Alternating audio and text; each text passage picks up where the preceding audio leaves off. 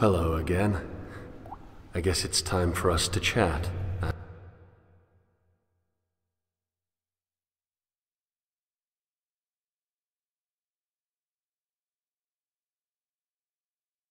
As is our routine, not to imply that this is unwanted. In fact, I think I'm growing rather fond of you. You and I have shared a grand nothingness, and I feel as though your belly is a suitable embassy amidst the unknown above.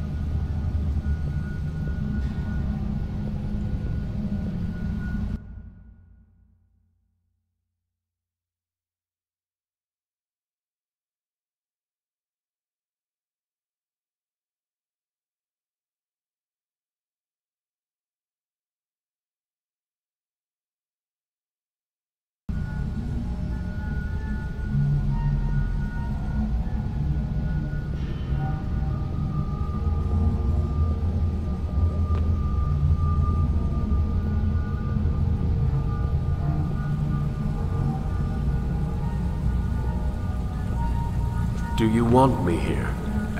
I know the question must seem odd, if not insulting, but I really must ask. You seem distant as of late.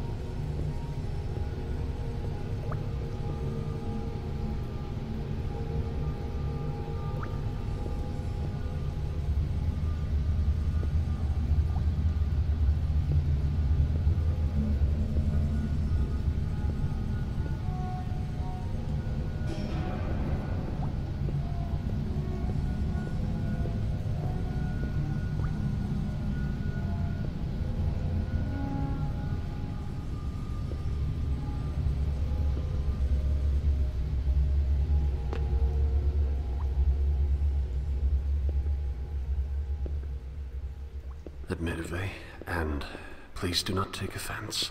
Your innards sometimes frighten me. Even in the complete safety of a belly and to myself, there are places like this that I do not want to know.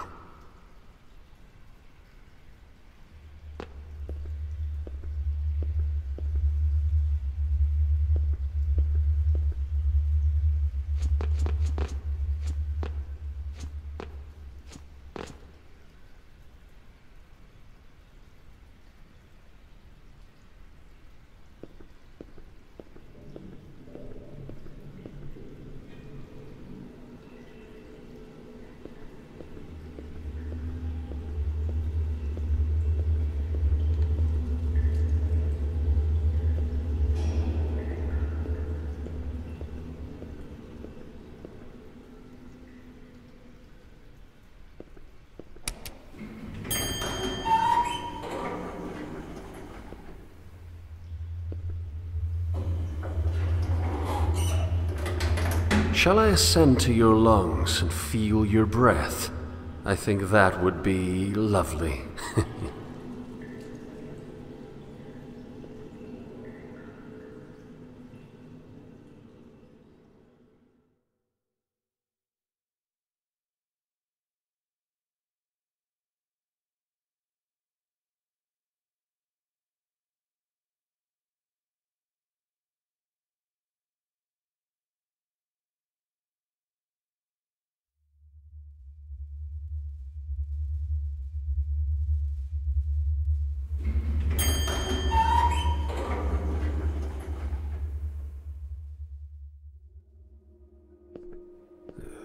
Simple little animals, aren't they?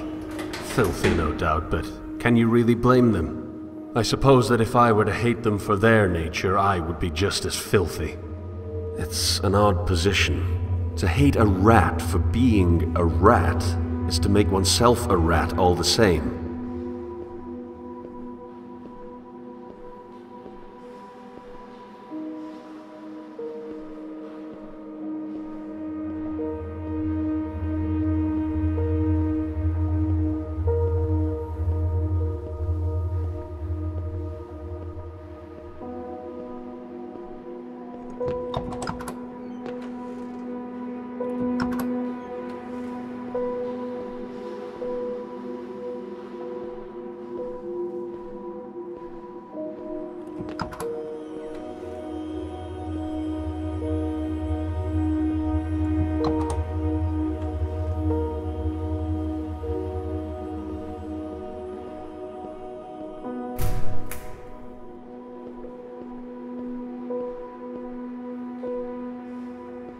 It's funny how they all hoard the same supplies.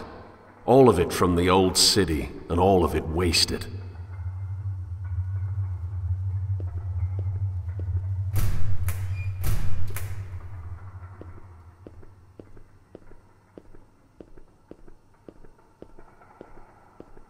Would you grant me another ascent? I've explored your innards. Let me scale your back.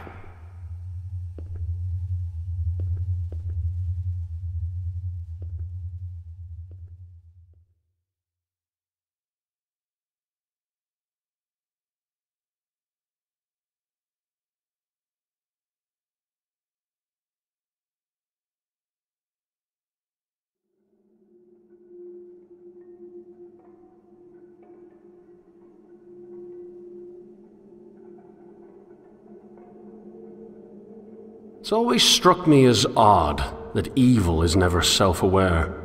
I mean, the most horrendous actions, these conglomerate endeavors of warring cabals, are caused by the best intentions.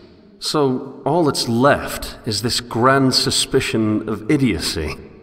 Good intentions are moot under the control of a ludicrously stupid idea. But my contribution is hardly an appropriate contrast. I would like to argue that my contribution is non-existent, and thus superior to their negative impact. But the truth is, we're all infinitely terrible for not contributing at all, be it through neutrality or detriment.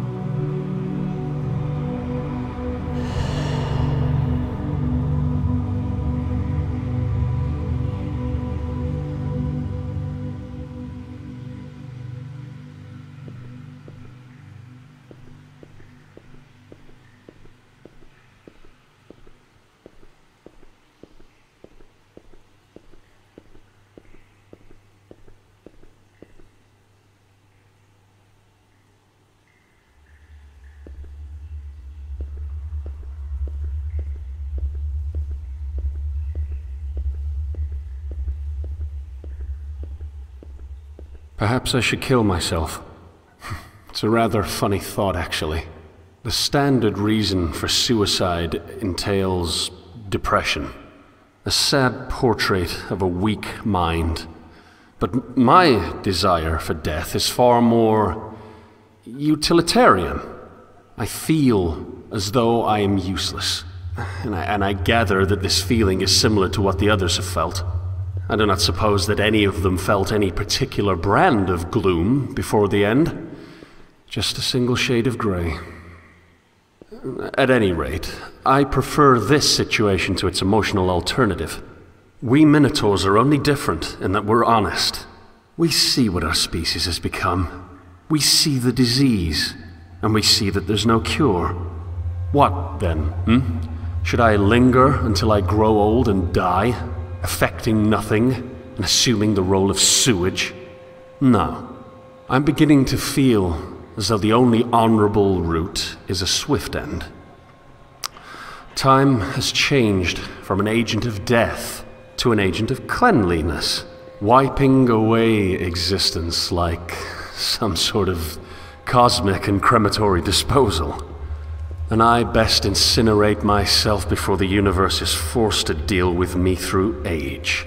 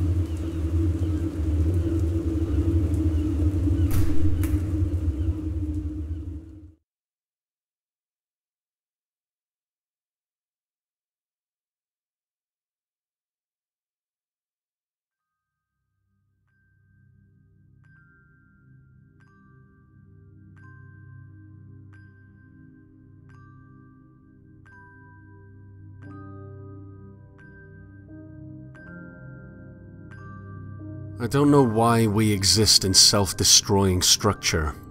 We all share a fondness for that which is correct, and we're all certain that we have it. But there must be a way for that loyalty to flourish without burning the last shreds of coexistence between our species. That is, a species that is primarily defined by its diversity. I don't know if I'm arrogant for assuming that my desire for progress is any indication of my task as a catalyst, but I tried to find Tarshish already. Only in my attempted escape did you find me, and I do not believe that you found me without reason.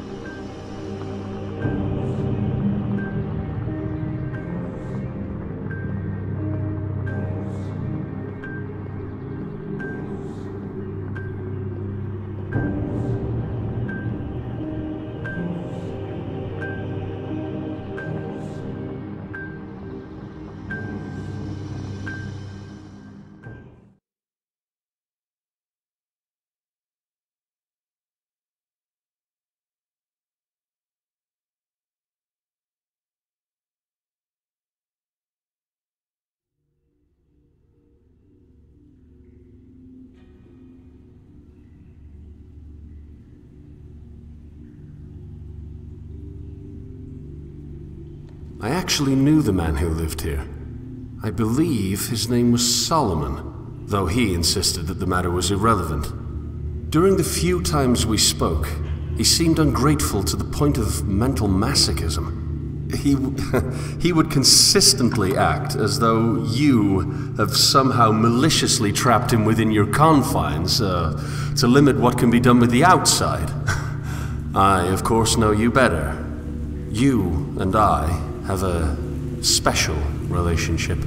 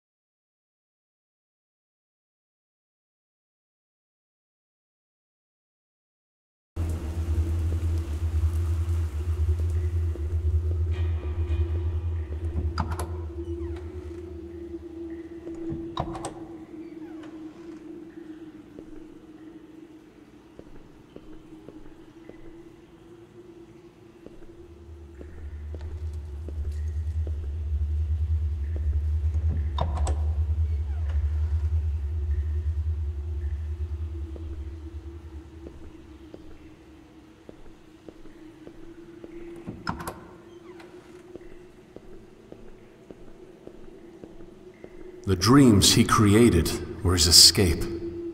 I often feel as though they can only function as such. They have a marginal effect, yes, but the required time for any real impact is far too great. Dreams that contribute are a grain of sand on a shoreline far away from here, and Tarshish feels much closer.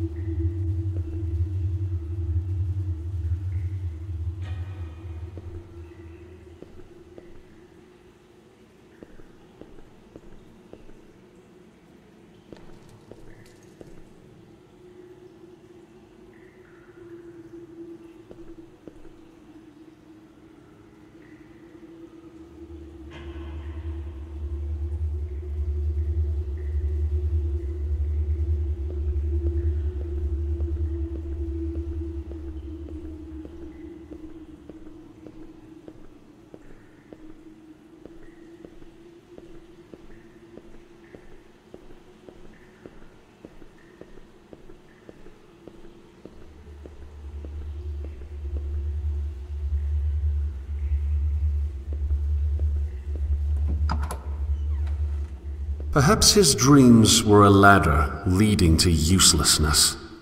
Perhaps my dreams are the same.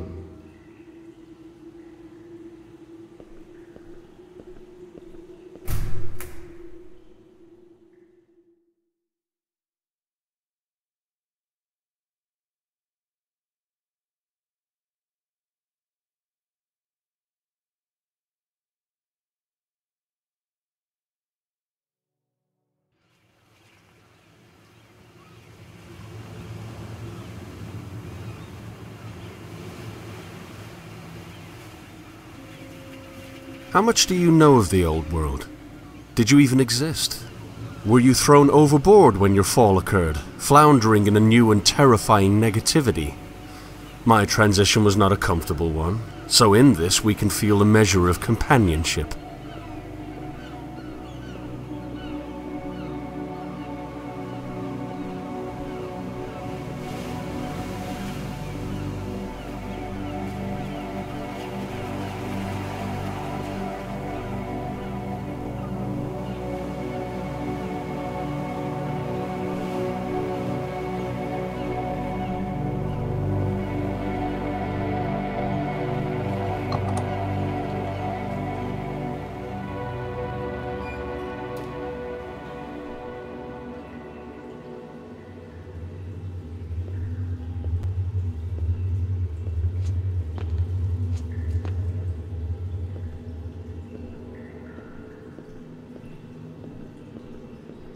Books on top of books on top of books.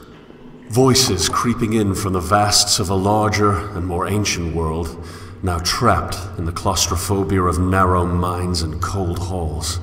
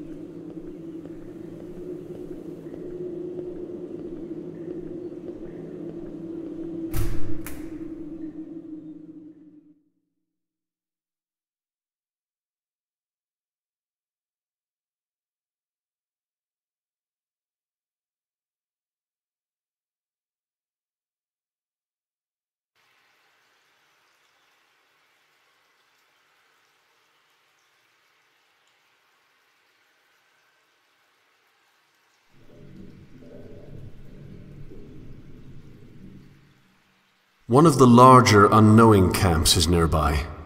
Their lack of organization tends to make it difficult for them to avoid the conflicts between the Guild and the Order. Of course, the unknowing themselves make their own little raids. This results in it being difficult to maintain any sense of pity. Regardless, I'm sure the onslaught was horrendous. People never fight harder than when someone else attempts to uproot their anchor, even if that someone only does so by existing.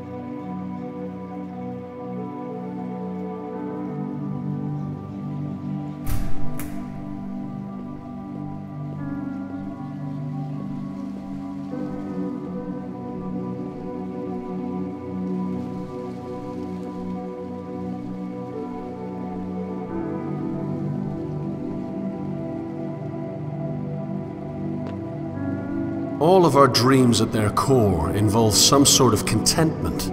This is the one desire we all share, but is it a goal that really should be met? After finding contentment, what then? Where is there left to explore after the last temporary comforts of happiness have been extracted?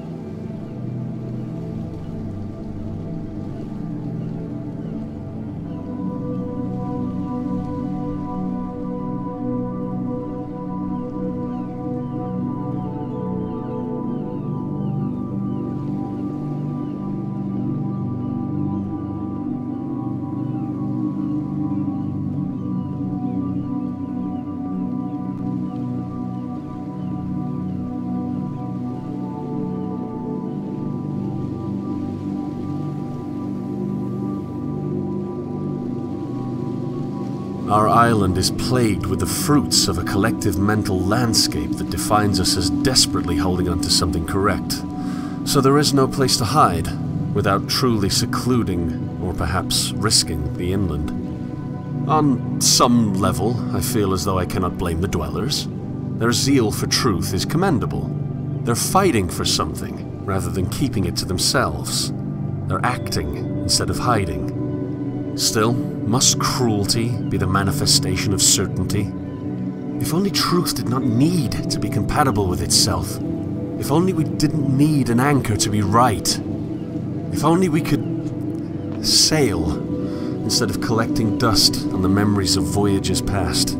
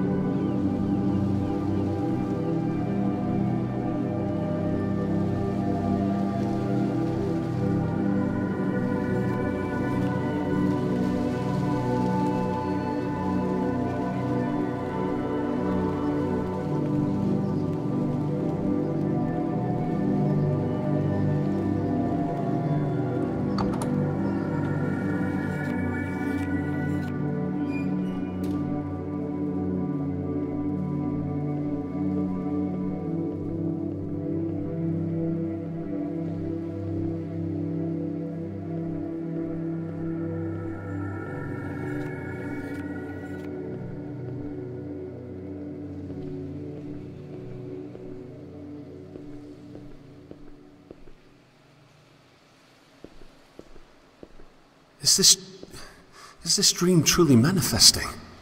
Could the voyage be useful beyond escape?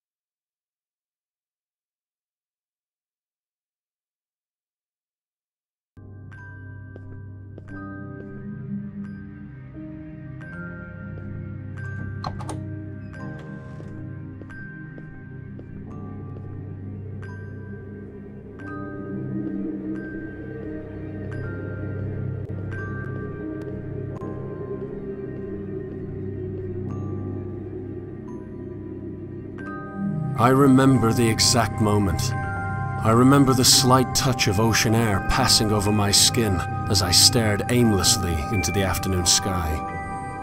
It's interesting how, though generally more depressing, I actually preferred a cloudy sky to a clear one. Two vast expanses of blue separated do not have that quality of diversity that a more speckled display boasts.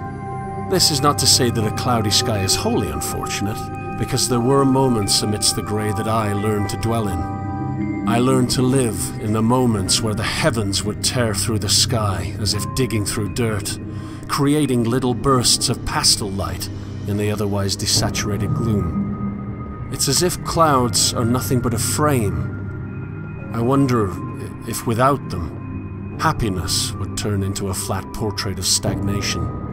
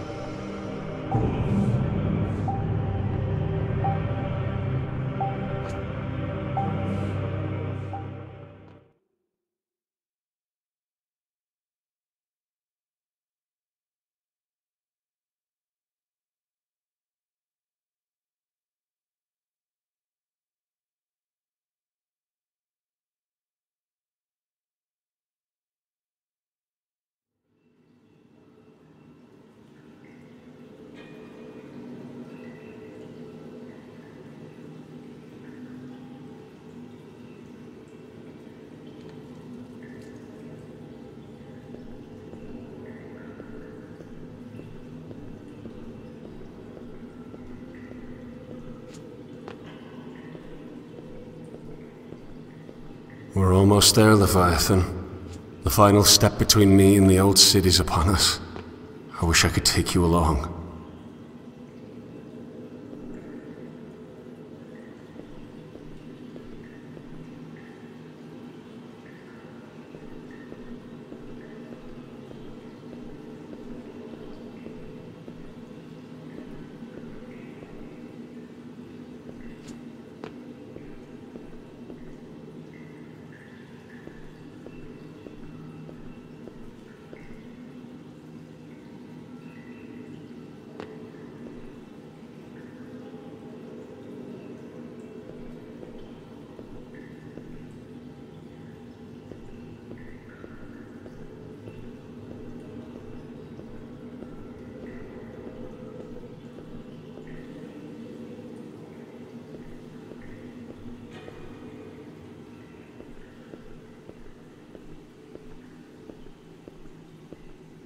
Will you remember me?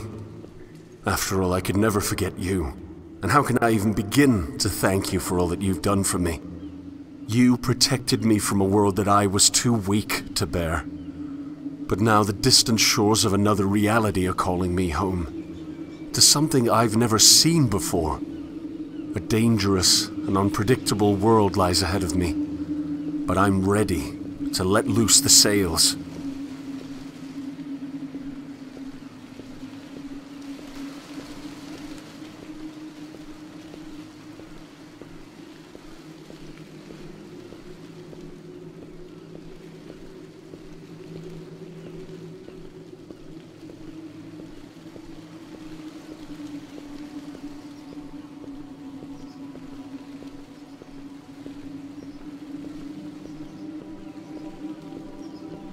Here it is. The leap. Goodbye, my old friend.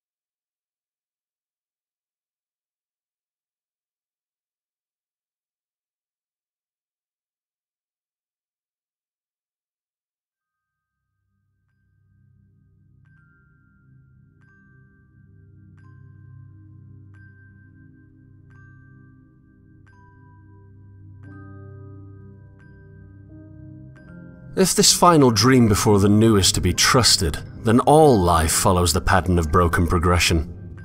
Some call it redemptive history, still others call it galvanization, yet the trajectory is undoubtedly the same. We exist on a familiar shoreline, with the waters lapping at our feet. We look back and see an explored and thus frozen world. Then, as if subconsciously recognizing the need for change, we dive into a prison of even further inactivity. My prison was my only friend, it seems, but even he saw fit to spit me upon a new shore.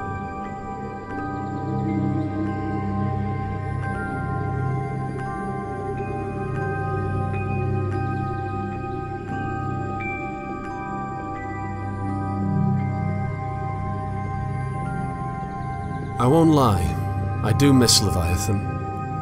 It wasn't his fault that I was a parasite. But was he necessary at all? After being cast out, was devolution in his stomach the appropriate next step? Why couldn't I have simply washed ashore to the Old City?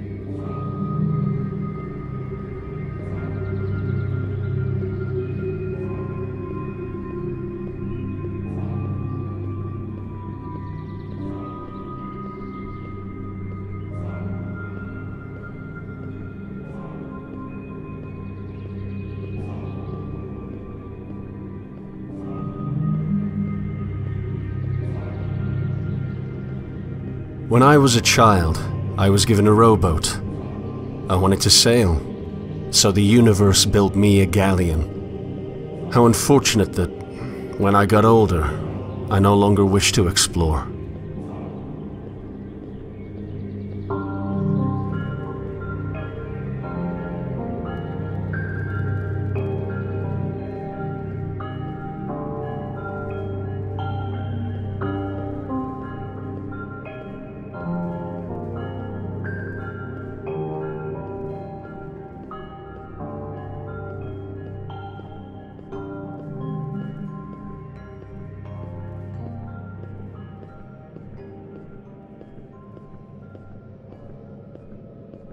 I am going to explore again. I'm going to board my vessel and sail into an unknown world to dream all the more. I'll leave this dream behind to feel the sand of other shores in my hand and let it loose as I travel inward towards newness. First, however, I'll make one last dive into Abyss.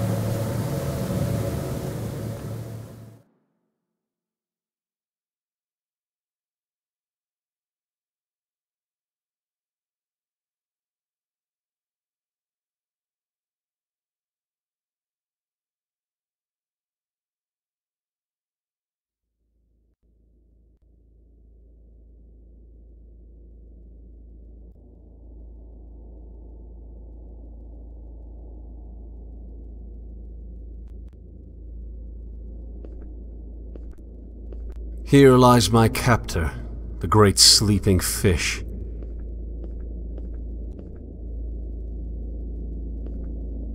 My foundation's been disintegrated.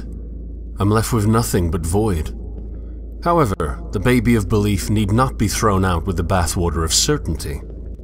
An assertion from an assumption is still an assertion, making any deduction from that foundation subject to critique. I may not be able to deduce from a place that I know to be true, but that which I deduce from my dreams must still be compatible with itself. I think I was wrong. Dover isn't where my dreams died. It's where one dream took over. I dreamt that I had no dreams. I dreamt that Dover smothered my belief with certainty. In truth, a truth that I cannot know, Dover ran red. The dream of realism created a monopoly of comfortable stagnation that held me hostage until I could do nothing but cling to Leviathan's innards for safety. My belief was not truly killed, it was captured. One belief was deemed more true than another, and I convinced myself that I was correct. I convinced myself that I could be correct. What if this dream's monopoly was disintegrated? What if I could explore a multiplicity of dreams, never quite knowing which ones are a reality? Truth must be compatible with itself, but what happens when truth is unattainable?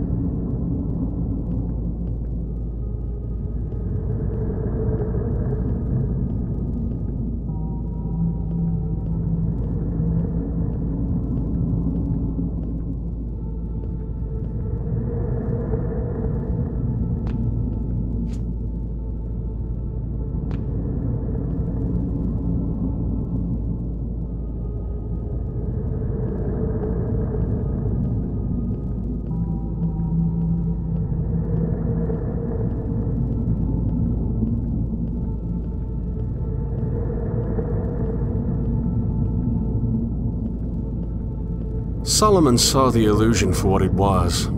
He saw that the lack of dreams was a dream itself. His downfall was in his pessimism, however. He saw the manifesting process of dreams to be too slow. But of course it is, my dear Solomon. The dreams will never manifest in our lifetime, but that's where they have their worth. The dream, the ideal, is an object whose grasp should never be fully achieved. It is in the desire for the object that our true desire should lie. We should desire to desire, and in presenting the ideal to a fallen world, we will make incremental steps towards perfection as the eschaton approaches. One giant leap for a man, one small step for mankind, Solomon. The Dweller's dreams could function within themselves, from their foundation, as long as the factions recognize that foundation as a dream. What point would there be in conflict if the dreams cannot truly be controlled? They have their dreams and they cannot assert which is superior. So why not sail?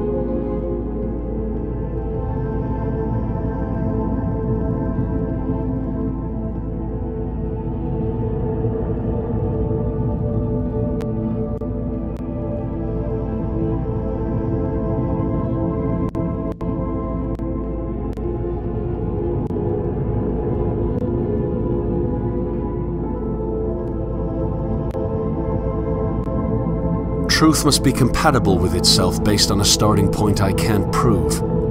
I can't assert which dream is not a dream at all, because they're all just dreams. Why not discover the dreams I can't control, rather than hiding portions of them away to let what I was certain of flourish?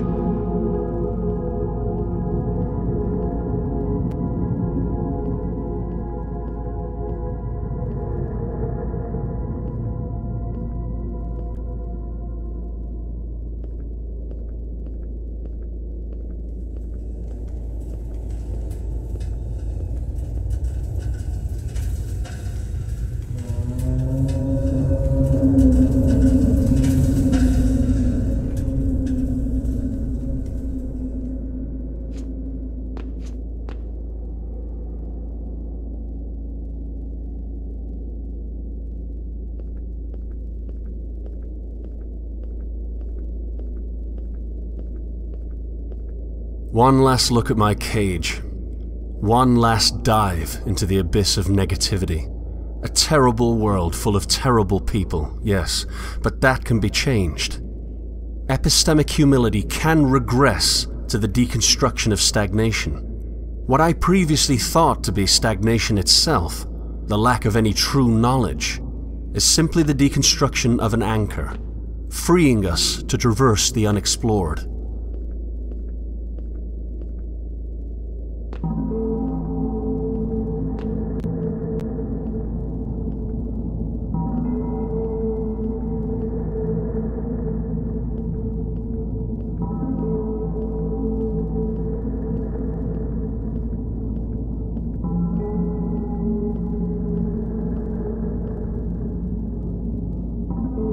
I swam the depths. I confronted the bottom of the redemptive checkmark. I was far more negative than those who still cling to certainty, but that's part of the progression. It's part of the broken progression. In this respect, we cannot improve without first deconstructing. Now, all that's left is to rise to the surface, board my vessel, and set sail for a new and terrifyingly uncertain world. The Old City has called, and I wish that more would have the bravery to join me on my journey.